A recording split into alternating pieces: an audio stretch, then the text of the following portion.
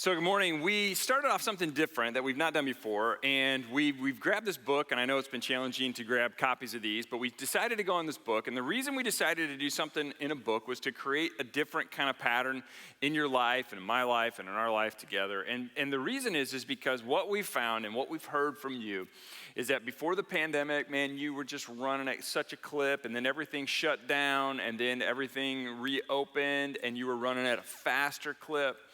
And the problem is you were close to the wheels falling off before, and then it was like you have to catch up on everything, and there's just a speed that life has kind of moved and has engaged in, and there's just so many moving parts. And we said, what if we just kind of pause for a minute? And what if we, with the help and kind of use the book and grab some themes from the book, and then people can kind of explore and move deeper at their own level and their own pace. And we just kind of said, let's just kind of come up with a strategy for life rather than just running, and rather than your strategy being, opening up your calendar and going, all right, it's Monday, here's where we start at 7, and then we have this at 8, and we go to 9. And rather than that being kind of the driving force behind why we do what we do, what if we took a pause, and what if we kind of took a step back and said, all right, what if we need to instill some intentionality? What if we needed to kind of reconfigure some pieces? And so the last two sections, what we're going to do today and what we're going to do next week, the last two sections are kind of outward expressions. And so they're connect and create. And I think these are really important as well. Because this idea of connection, found this week, this is a big one. 46% of our society believes they don't have a real friend.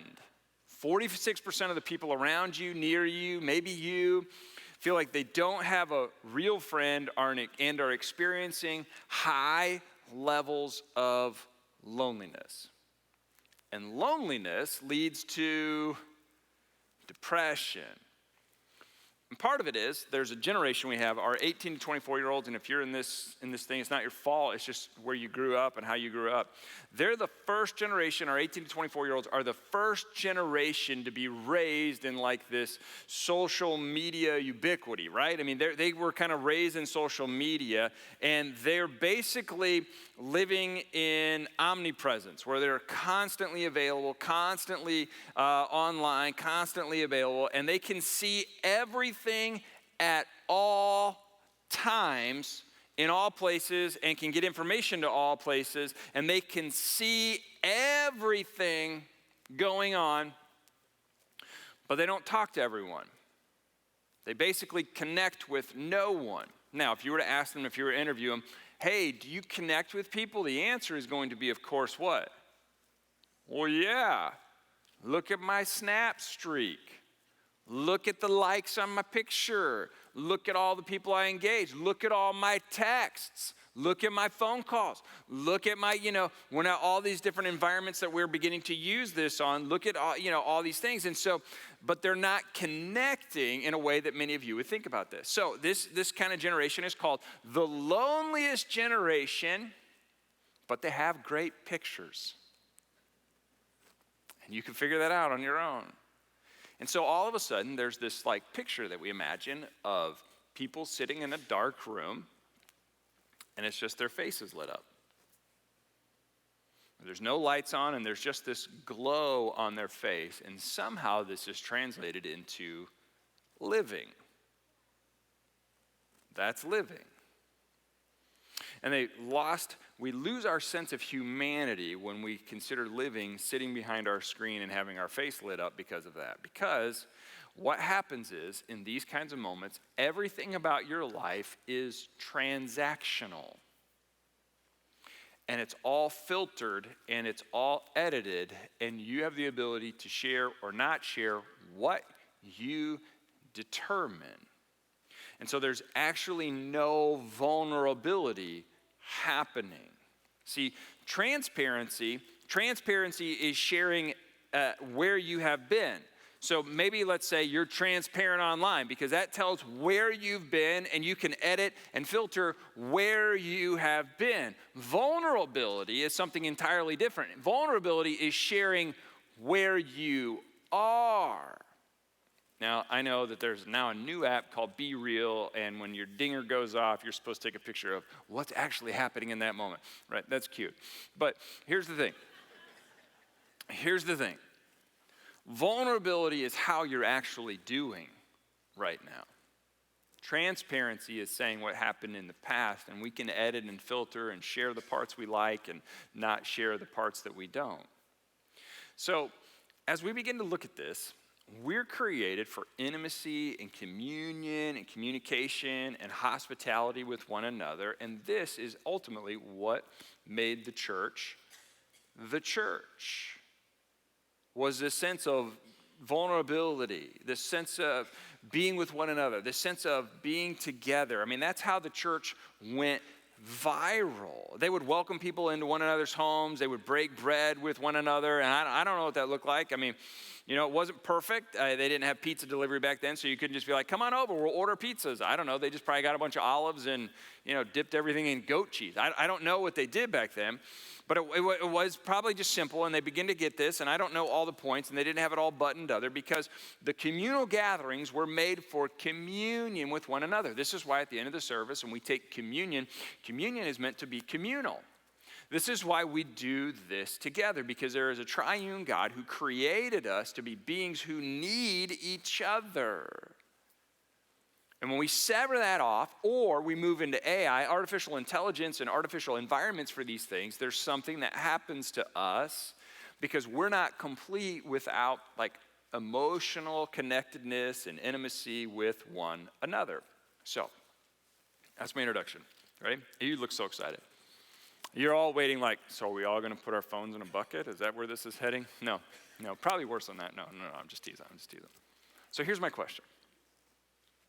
If all that's true, and there's all these people that are you know, struggling with loneliness, and there's all these people who are connecting online and they're not, and let's just say part of that's true, right? Then what do we do and where do we go in our life for non-medical emergencies?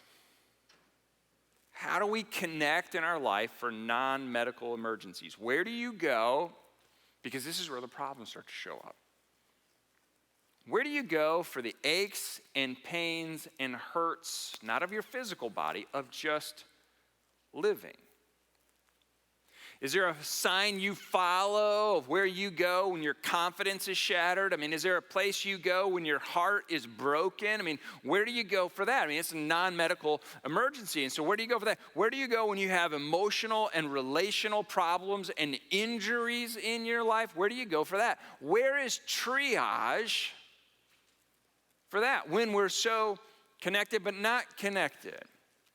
Where's the clinic that when trust is broken, you can get a cast or a brace for trust? Where's the treatment center for unforgiveness and bitterness and hurt?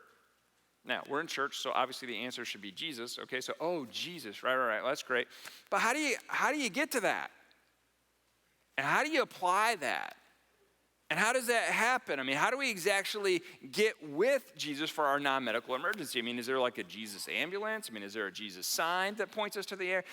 And how do we do this? And so what we're going to do today is we're going to lean in to one of the events that Jesus' closest friend in John shares. But before they do that, I just want to kind of tell you kind of how things used to be. And my family growing up, heading into my 6th grade year, my parents got the bright idea that we should move, which meant I would leave my smaller school where I had friends to a very large school to start middle school. 6th, 7th, and 8th grade was middle school in that town, where we would go to middle school at a very large school, and I didn't know anybody.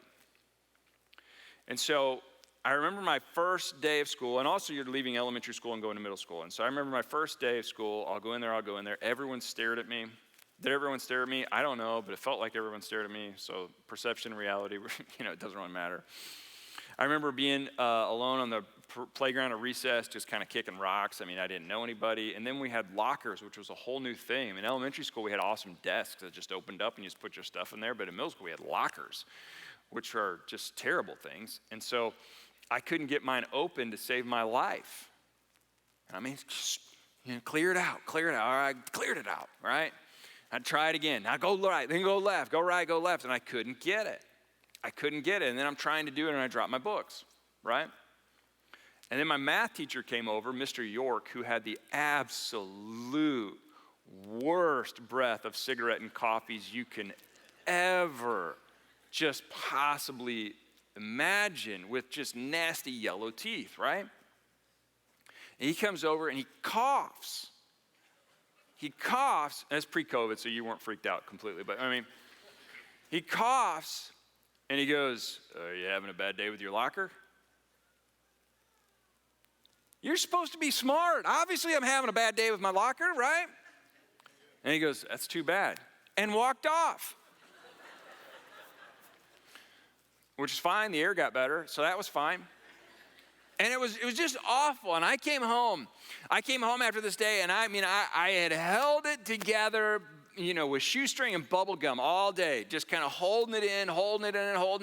And I got home, and the dam broke, and I just burst into tears. And I had some demands. Number one, and by the way, I'm giving you the filtered version. I am never going back to that school ever again.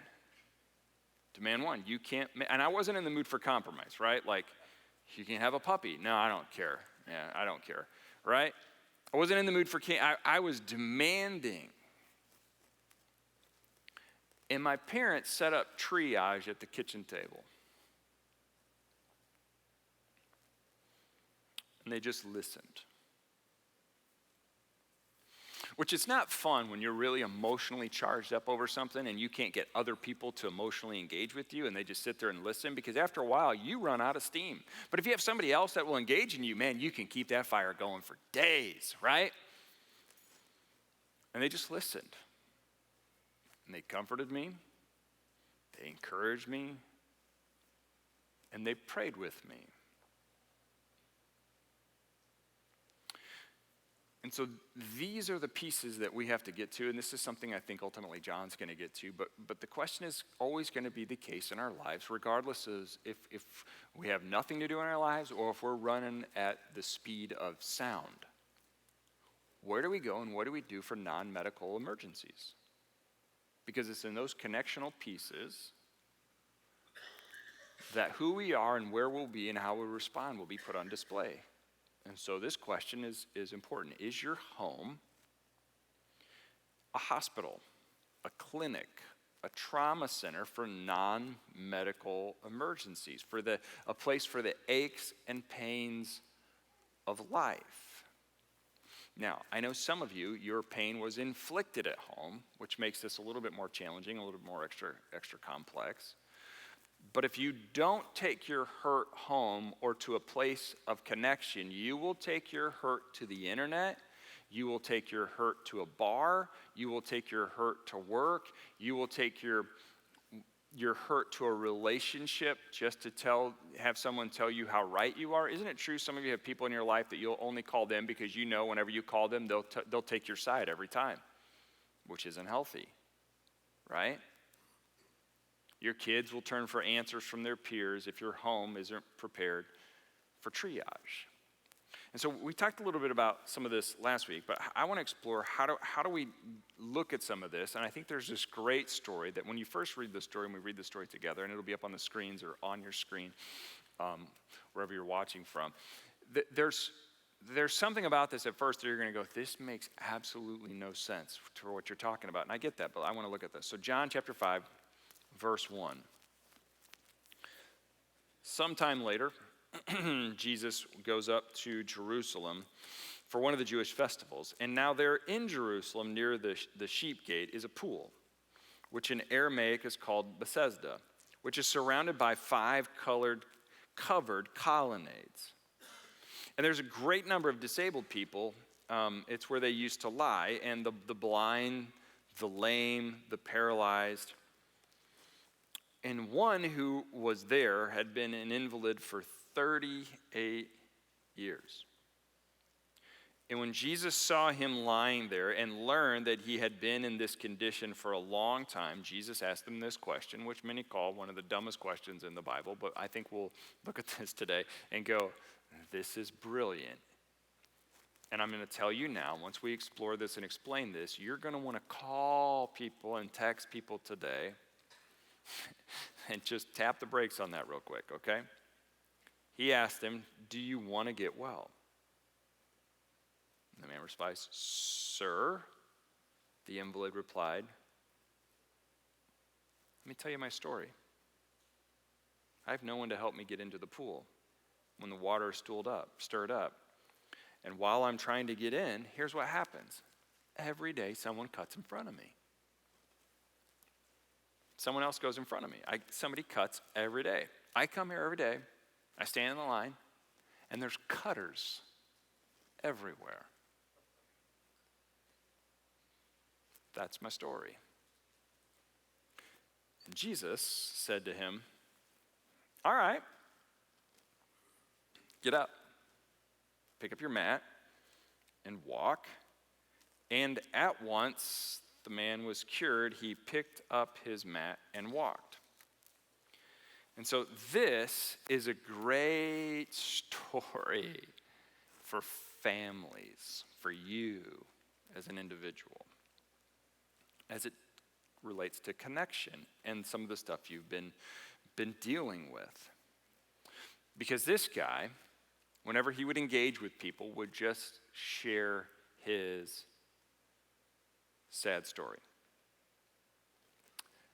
All the cutters, all the people that cut in line every day, they're just mean old people every day, 38 years, mean people, mean people, mean people, mean people, and now I'm stuck here. Now here's my question. Do you know people like that? Because most families, most marriages, most sibling relationships are exactly like this. It's the same story. It's the same argument. It's the same disagreement over and over and over. Something happened, it was bad, and it was years ago, but whenever you see that person, repeat. I'm not talking about recent trauma. I'm not talking about immediate hurt and pain. That's a whole nother topic. I'm talking about maybe it's you, maybe whenever you see somebody, it's repeat, and you share the same story all over again about how you would, but all those cutters, all those people are mean, and somehow it triggers you, conversation triggers you, and every argument and every conversation turns to the same. Jesus looks at this guy and that guy and he goes, oh my gosh, are we going to bring this up again? Aren't you sick of this story? Are you seriously going to tell the same story you've been telling every year about cutters, people cutting in front of you? And so in this story is triage. And in triage it says, I hear you. Yeah, it was not right. It was wrong. It's not fair. And then Jesus goes, but do you even want to be well? No, that sounds like a dumb question, doesn't it? But it's not at all. Do you want to be well, or do you want to continue to tell people how everyone has wronged you and how unfair your life has been? Do you want to continue to keep telling the same story about your spouse? Do you want to keep telling the same story about your kids? Do you want to keep telling the same story every day about your boss, about your brother, about your sister, about your parents, about your relatives?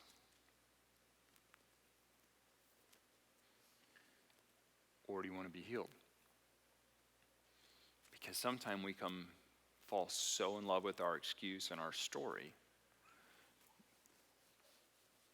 that we'd rather just hit repeat, because we know people will feel sorry for us and feel empathetic for us. So this is why we need to take authentic relationships and connections seriously. If we don't, we will keep all of our relationships sort of surface level, and we're just going to repeat the same stories over and over and over. So in her book, Rebecca Lyons talks about the science behind a hug. If you've read this, you'll get this. And I toyed with this today to have everybody stand and give each other a side hug for 5 seconds. And then I watched y'all come in today, and I was like, they ain't doing that. It's just not that crowd. And part of it is I'm not that crowd either. And I see Dawn Schwarzkopf back there, and she's giving me the, and COVID almost killed her because of not being able to hug people.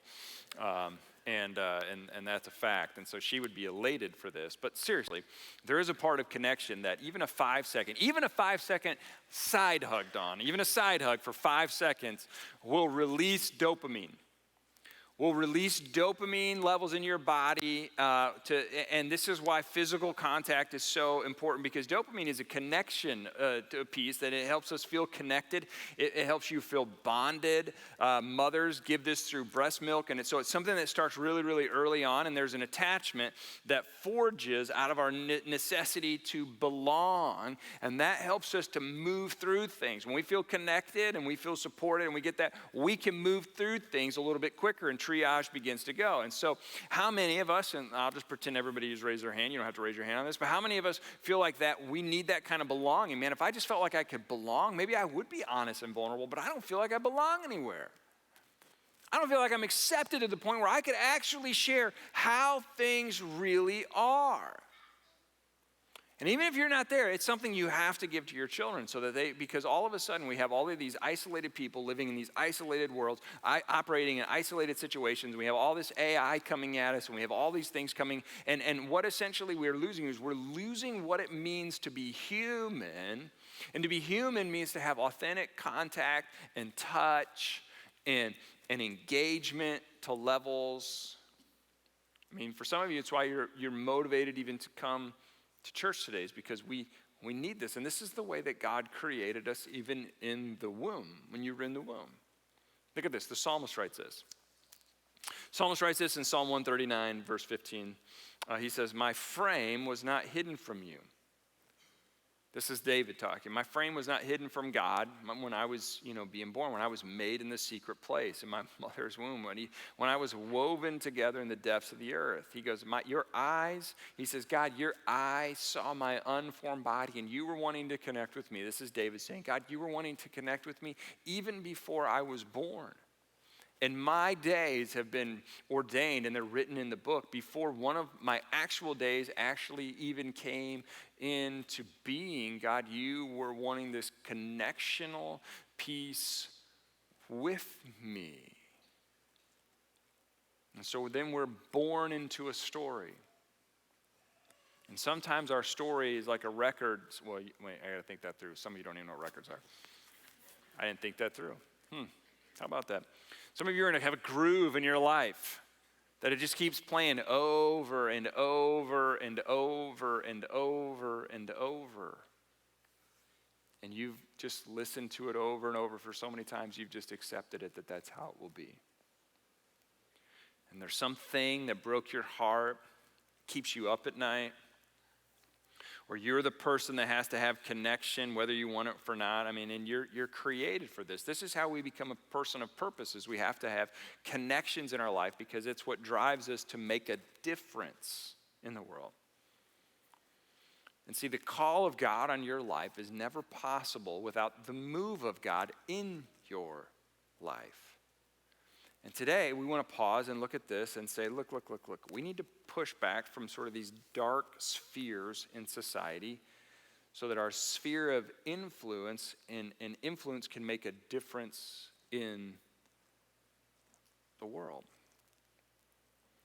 So at this point, I think it's just one of these pieces that we need to realize that everyone out there, no matter what we have, whether it's stress, anxiety, depression, panic disorder, everyone is looking for a way home. A place where you can be recognized and loved and cared for. They're looking for a place or a people to call home, a God's holy people where he loves you and you're accepted by him, looking for people whose hearts are ready to go. And I think, and God's looking for people to say, look, I want to put my spirit in you so that you can live and be a part of this. And so I think on this Father's Day, and I'm aware fathers for some of you is a great word and fathers for some of you is a terrible word. Some of you have warm memories of your dad. Some of you have nightmares of your father.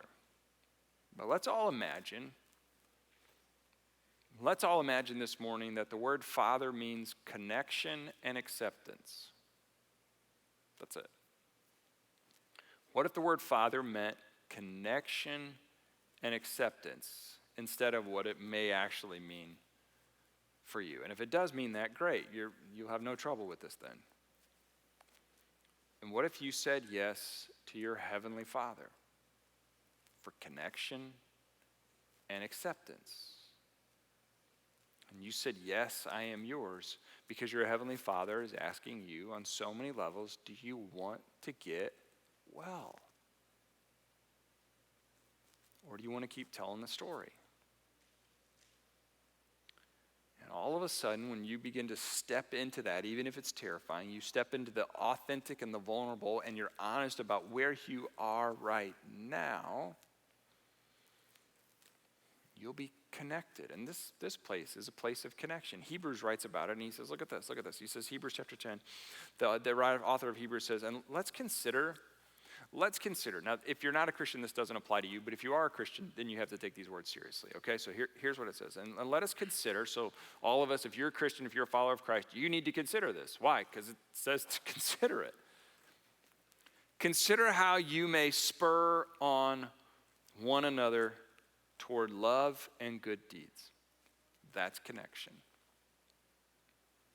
Don't give up, not giving up meeting together as some in the habit of doing. Some people, they're just like, I'm not going this week, or I'm not going to be part of this. But here's what you need to do. You need to encourage one another, and all the more as you see the day of Christ's return coming. We need each other, we need each other, we need each other, we need each other. And let's go over what the Apostle Paul writes in Colossians, and then we'll close here today. He says this, therefore, here again, as God's chosen people, so if you're a follower of Christ, this is you. You are holy. And I know for some of you that's like, wait, I'm not holy. Whoa, I'm decent.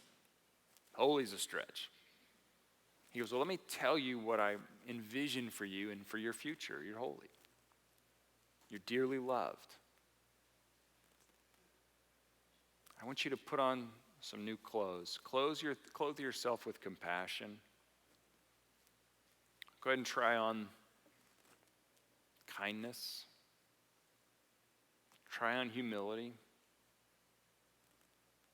Try wearing those clothes. Wear them for a day. Try them out for a week. Wear gentleness and patience. Try it. Practice it. Try it. I know you're not going to be perfect. I know it's going to feel weird. You ever put on an outfit and you look in the mirror and you're like, nope. You just try it on. Try it on. Try on patience. Well, I would. I'll try on patience, but then I have to get everybody in the car, and then it's like that hat falls off. I don't even know what to do about it, right? And so, well, try it. You just got to stick with it. And bear with one another.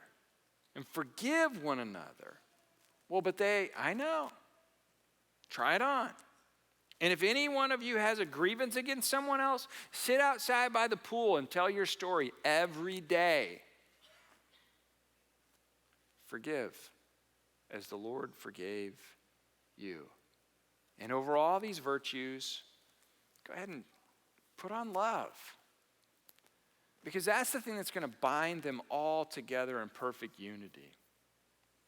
Because those are the things that the people around you need. They need a kind you. They need a humble you. They need a gentle you. They need a forgiving you. They need a patient version of you. And you need to climb on those clothes, because when you do, you will begin to connect with people, and this loneliness epidemic and this isolation epidemic will begin to be resolved And in the process, you will further your rest, further your restoration, because you will be getting a new cadence in your life that begins to put your step and your foot in step with God's step. But you're going to have to try on new clothes. And you're going to have to create spaces for the people around you for triage. And yes, it's okay to gently tell the people in your life, as gently as you can, how much longer are we planning on telling that story? And what can I do to help? Because do you want to be healed? Now, if you're not gentle, kind, and humble, you're in for an argument. If you have an angle, if you're not sincere, it's going to blow up. I promise. But if you've been putting on these clothes, the connection of God and the Holy Spirit will allow you, maybe someone you love, to stop talking about the people that cut in line. And you'll be able to usher someone into the pool of the restorative process of our Heavenly Father. So today, as we close, I'm going to pray, and maybe today you want to light a candle for the story that you keep telling over and over and over. And whenever the argument comes up, it always goes back to this. And you want to light a candle today and say, God, I need light in there. Maybe today you want to take communion and just be reminded that you're not alone, that you're a part of the family of God and worshipers that are taking this meal, communing together all across the globe today as we today celebrate the anniversary of the resurrection of Jesus Christ, also known as Sunday. Maybe today you want to write a prayer request and just say, God, today this is going to be the last time I tell this because I want to be healed so that I can rest and restore and get my life in a rhythm that gets out of bitterness and into gentleness, kindness, and compassion. Let me pray with you. Father, today, life is so hard. So would you help us create spaces with one another where we can have places for non-medical emergencies, where we can set up triage to care and love one another, where we can provide gentleness and grace, a listening ear and comfort, and not just to leave them there and agree with people and be like, yeah, that's terrible, but so that we can invite your Spirit into their lives. So that after a season, restoration, forgiveness, and wholeness can take place. And help us not to continue to turn to the little machine that lights up our face to try to give ourselves false sense of dopamine of connection. Because you have so much more for us. Would you give us the confidence and the courage to step into that? We love you. Amen. Thanks for joining us this week. Be sure to like and subscribe to our channel. That way you know exactly what's taking place here at Gathering Point. Perhaps you're ready to take a next step. You can text GP Next Step to 97000. We hope to see you soon.